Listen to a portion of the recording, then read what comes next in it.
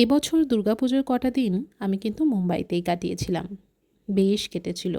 খাওয়া দাওয়া ঘোরা ফেরা সব কিছু মিলিয়ে অসাধারণ কেটেছিল প্রত্যেকটা দিন। আর আমার সাথে তাল মিলিয়ে বৃষ্টিও কিন্তু সারা মুম্বাই ঘুরে দেখেছিল।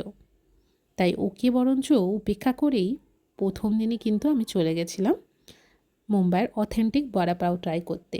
গিয়ে দেখি বেশ লম্বা লাইন, কারণ আমি এসেছিলাম আনন্দ স্টলে, যেটা কিন্তু মুম্বাইতে বড়া পাওয়ার জন্য বেশ ফেমাস। এছাড়াও কিন্তু এখানে পাওয়া যাচ্ছিল মশালা ধোসা, স্যান্ডউইচ, আর প্রাইসটা কিন্তু বেশ রিজনেবল ছিল, কারণ বড়া পাও কিন্তু এখানে স্টার্ট হচ্ছে মাত্র 30 টাকা থেকে। আর খেতেও কিন্তু বেশ টেস্টি ছিল। তো চলো তোমাদের প্রথমে দেখিয়ে দিই যে ওরা কীভাবে বড়া পাওটাকে বানায়। তো প্রথমে এখানে পাওটাকে মাঝখান থেকে চিড়ে তাতে কিন্তু লাগিয়ে দিল বেশ খানিকটা মাখন, আর এই মাখনের জন্যই কিন্তু বড়া পাওটা আরও টেস্টি হয়। আর তার সাথে দিয়ে দিল গ্রিন চাটনি,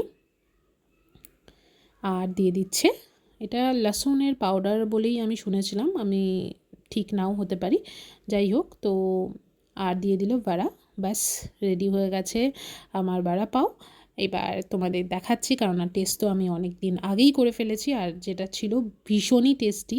মানে আমার খাওয়া বেস্ট বেস্ট বেস্ট বড়া পাও। আমি এর আগে বড়া পাও অনেক জায়গায় খেয়েছি, বাট সিরিয়াসলি মুম্বাইয়ের vada pav it's too good, too good and too yummy.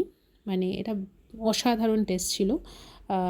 তো আমি আরেকটু গ্রিন চাটনি আর একটু মিষ্টি চাটনি নিয়ে নিয়েছিলাম। দেখো দেখতে কতটা টেম্পটিং লাগছে, মানে এখন আমি ভয়েস ওভার দিচ্ছি, আমার এখনই জিভে জল চলে আসছে, এত টেস্টি খেতে ছিল, তো অসাধারণ ছিল। যাই হোক, তো আমি মুম্বাইতে আরও অনেক জায়গায় এক্সপ্লোর করেছি, কিছু কিছু নতুন নতুন খাবারও ট্রাই করেছি, তো সেই সমস্ত ভিডিও তোমাদের সাথে শেয়ার করব। তো চলো